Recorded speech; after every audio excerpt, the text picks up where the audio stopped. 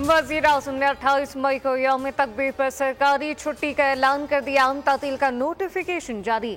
वज़ीर-ए-आज़म शहबाज शरीफ का कहना था 28 मई मुल्क के दिफा को नाकाबिल तस्खीर बनाने के लिए कौम के इत्तेहाद की याद दिलाता है।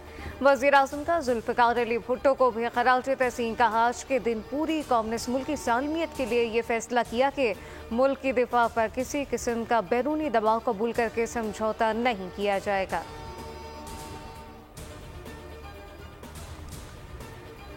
दहशतगर्दों के खिलाफ लड़ते हुए जान का नजराना पेश करने वाले बहादुर सपूतों की नमाज जनाजा पेशावर छावनी में अदा कर दी गई। Chief of army staff general Syed Asim Munir ने नमाज जनाजा में शिरकत की। फौजी अफसरान की भी बड़ी तादाद नमाज जनाजा में शरीक थी। खैबर पख्तूनख्वा में सिक्योरिटी फोर्सेस की मुख्तलिफ कार्रवाइयों में 23 दहशतगर्द हलाक, जबकि दहशतगर्दों के साथ मुकाबले में 7 जवानों ने भी जाम शहादत नोश किया। सब्सक्राइब करें और बेल दबाएं ताकि कोई खबर रह न जाए।